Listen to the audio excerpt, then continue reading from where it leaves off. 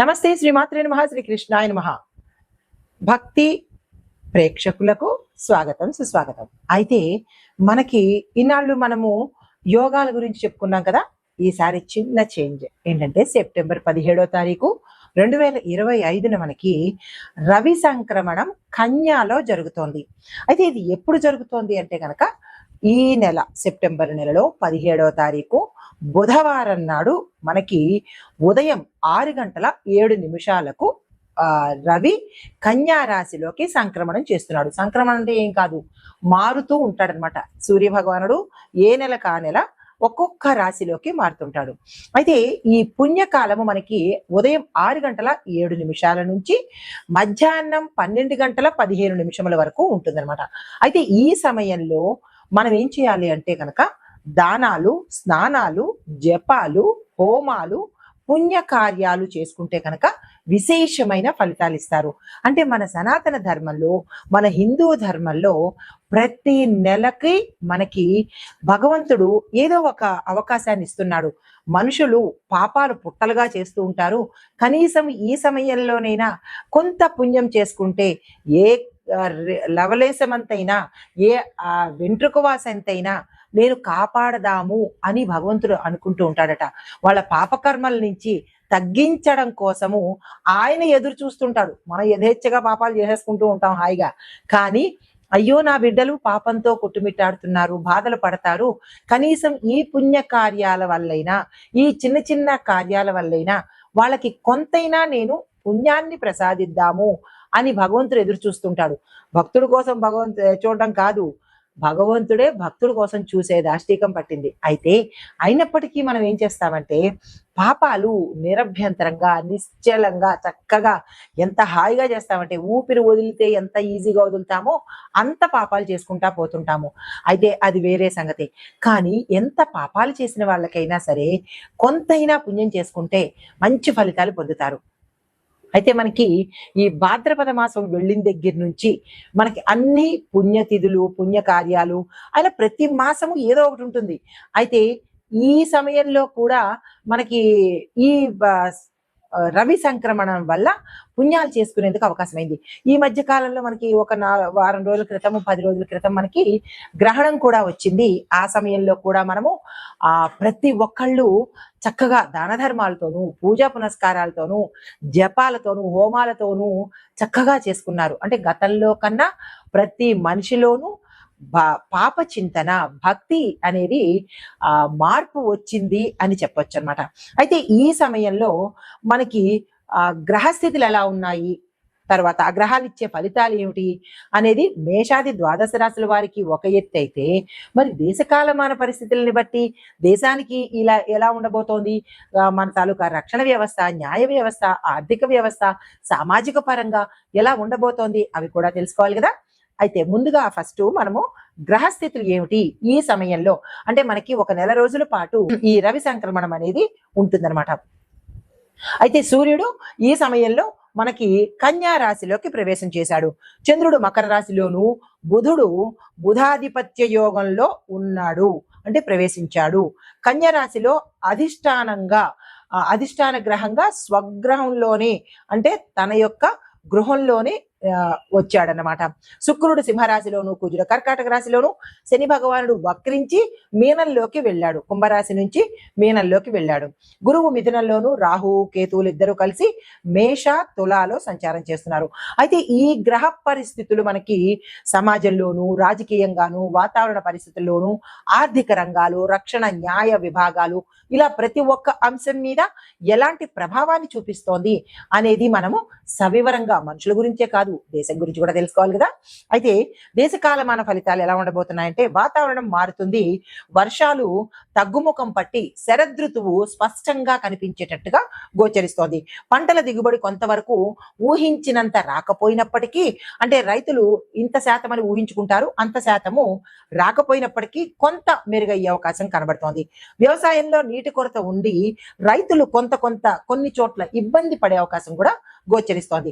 ఇది ఒక రకంగా వాతావరణ పరంగా.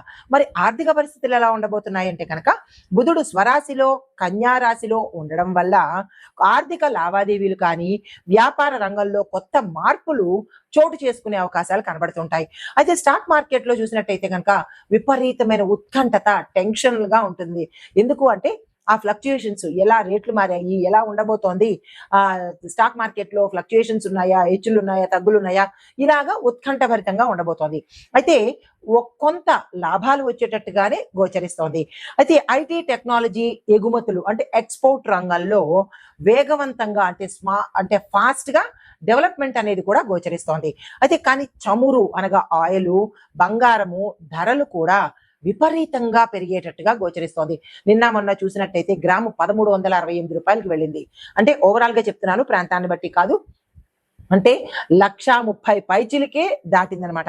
ఇంకా పెరిగే అవకాశం కూడా ఎక్కువగా కనబడుతోంది. సుమారుగా 2 లక్షలు కూడా టచ్ చేయవచ్చు అన్నట్టుగా గోచరిస్తోంది. అయితే న్యాయ రక్షణ విభాగం కనుక చూసినట్టయితే న్యాయస్థానాల తీర్పు దేశ రాజకీయాల మీద ప్రభావం ఎక్కువగా చూపిస్తుంది. దీంతో పాటు కొన్ని కీలకమైన కేసులు ఫలితాలు బయటకి వెల్లడించే అవకాశాలు కూడా గోచరిస్తున్నాయి. అయితే రక్షణ వ్యవహారాలు చూసినట్టయితే కనుక సైనిక శక్తి, వాళ్ళ యొక్క శక్తి ఎక్కువగా ఉంటుంది. సైనికుల్లో జోష్ ఎక్కువగా ఉంటుంది. దేశభక్తి మీద ఎక్కువగా వాళ్ళు కృషి చేస్తారు. అంటే వాళ్ళల్లో దేశభక్తి అనేది ఉప్పొంగుతూ ఉంటుంది అనమాట. కొత్త ఒప్పందాలు, అంతర్జాతీయ వ్యూహాత్మక నిర్ణయాలు కూడా తీసుకోవడం జరుగుతుంది.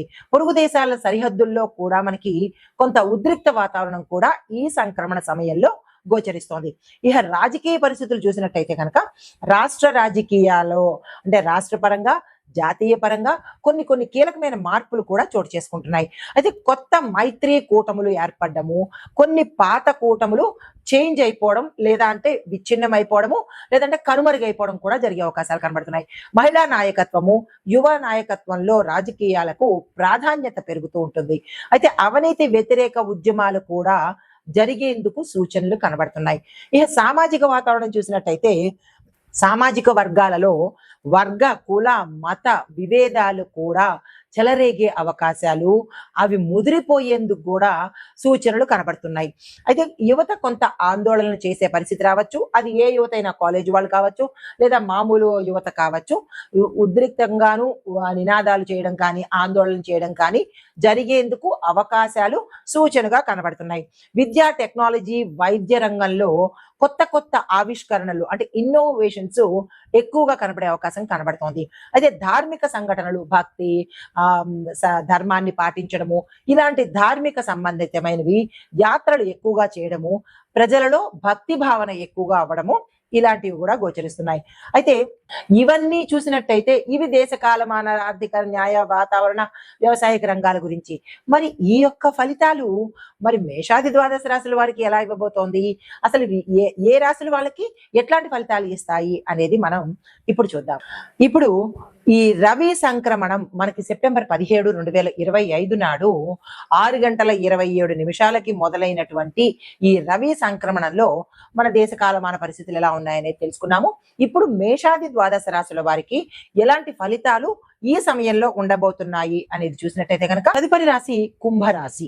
ఈ రాశి వారికి ఈ కన్యా రవి సంక్రమణ సమయంలో సూర్యుడు 8వ స్థానంలోకి వచ్చాడు. అలా రావడం వల్ల ఆరోగ్యము చాలా ఇబ్బంది పెడుతుంది. అనారోగ్య సమస్యలు చాలా తీవ్రంగా అన్ఎక్స్పెక్టెడ్ గా వస్తాయి. అరే నిన్నటి వరకు బాగున్నది, ఏమైంది ఇవాళ అన్నట్టుగాను మీకు తెలియని గుప్త రోగాలు కావచ్చు, తెలిసినవి కావచ్చు, లేదా జెనెటికల్ గా కావచ్చు. ఇలాగ మీ తాత ముత్తాతల నుంచి సంక్రమించినటువంటి ఆస్తులే కాదు, రోగాలు, దోషాలు కూడా మీకు ఈ రవి మారిన సమయంలో అటాక్ చేసే అవకాశాలు ఎక్కువ కనబడుతున్నాయి. అలాంటివి ఏవైనా ఉంటే కనుక జాగ్రత్తలు తప్పనిసరిగా తీసుకోండి. రహస్య ఖర్చులు ఎక్కువగా పెరుగుతాయి. రహస్య ఖర్చులు అంటే ఏ రకంగానైనా కావచ్చు. అంటే మీ కుటుంబానికి తెలియకుండా, మీ కుటుంబంలో పిల్లలకి కానీ, భార్యకి కానీ, తల్లిదండ్రులకు కానీ తెలియకుండా మీరు ఏదైనా ఖర్చులు పెట్టి ఉంటే ఇతర వాళ్ళకి ఖర్చులు ఏ రకంగానైనా సరే, ఇంకెంతకన్నా ఎక్కువ చెప్పలేము, ఏ రకంగా ఇతర ఖర్చులు పెట్టినట్టయితే కనుక అవన్నీ బయటకు వచ్చి మీ కుటుంబం ద్వారా మీరు అప్రదిష్ట పాలయ్యేటట్టుగా గోచరిస్తోంది. ఈ విషయంలో జాగ్రత్తలు తీసుకోండి. అయితే కొన్ని పరువుకు సంబంధించిన లేదా అంటే కొన్ని మీ పేరుకు సంబంధించిన డ్యామేజ్ కానీ ఇబ్బందులు కానీ తల ఎత్తేటట్టుగా కనబడుతోంది. గతంలో చేసిన సరదాకి చేసిన తప్పులు కావచ్చు, లేదా లావిష్ గా నా స్థాయికి నేను ఇంతకన్నా ఎక్కువే ఉండాలి అని ఎవరో ప్రవోక్ చేయడం కానీ, మిమ్మల్ని ఆ చెడు మార్గాన్ని పట్టించిన వాళ్ళకి కానీ, ఆ సమయంలో మీరు వినకుండా ఆ దారిని వెళ్ళడం కానీ, ఇలాగ స్వయంకృతాపరాధం కావచ్చు, పరోక్షంగా కావచ్చు, మీ అంతట మీరే ఇట్లాంటి పరిస్థితికి దోహదం చేసుకున్నారు కాబట్టి మరి తప్పదు. దానికి ప్రత్యామ్నాయం కూడా మనము చూద్దాము, కంగారు పడాల్సిన పని లేదు.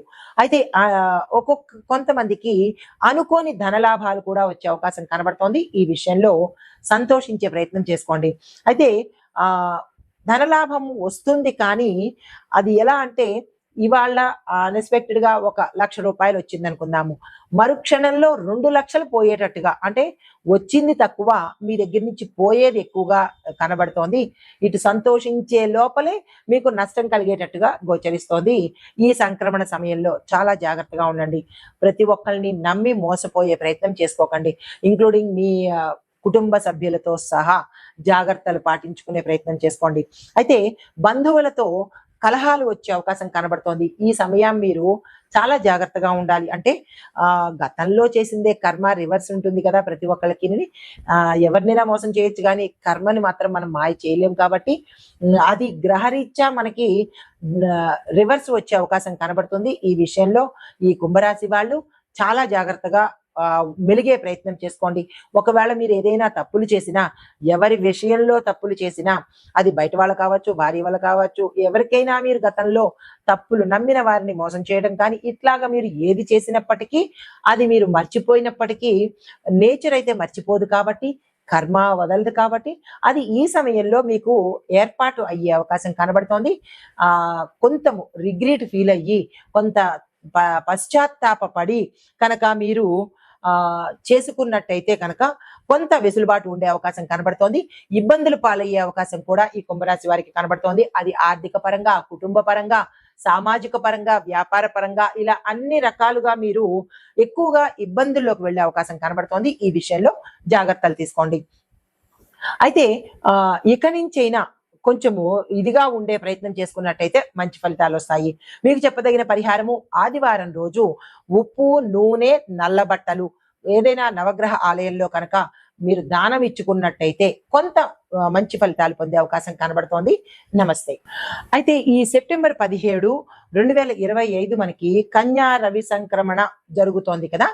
ఈ సమయంలో మనకి ఓవరాల్ గా ఎలా ఉండబోతోంది అంటే కనుక మిశ్రమ ఫలితాలు కొంతమందికి, మంచి ఫలితాలు కొంతమందికి కలిగేటట్టుగా గోచరిస్తోంది. అయితే సమాజానికి మాత్రము మిశ్రమ ఫలితాలే ఎక్కువ కనబడుతున్నాయి. అది ఒకటి, ఆర్థిక రంగంలో వృద్ధి, మార్పులు వస్తాయి. రాజకీయ రంగంలో చూసినట్టయితే కనుక అస్థిరత, కొత్త కూటాలు ఏర్పడతాయి. సామాజిక పరంగా చూసుకున్నట్టయితే కనుక ఆందోళనలు, టెక్నాలజీ అభివృద్ధి జరగడము ఒకే సమయంలో జరుగుతాయన్నమాట. అయితే దేశ రక్షణ, న్యాయ రంగము ఇలాంటి పరిస్థితి చూసినట్టయితే కనుక కఠినమైన నిర్ణయాలు తీసుకునే దిశగా మనకి ముందుకు, అంటే కఠినమైన నిర్ణయాలు తీసుకోవాల్సిన పరిస్థితి దేశంలో ఉండే అవకాశం కనబడుతోంది. ఇవి ఓవరాల్ గా మనకి ఈ సంక్రమణ సమయంలో ఇచ్చే పరిస్థితులు, ఫలితాలన్నమాట. మేషాది ద్వాదశ రాశుల వారికి అలా వ్యక్తిగతంగా ఉన్నట్టు ఇక్కడ మనకి దేశ కాలమాన పరిస్థితుల్లో ఈ ఇంపాక్టు, ఈ అభివృద్ధి, ఈ సవరణలు జరిగే అవకాశం గోచరిస్తోంది. నమస్తే.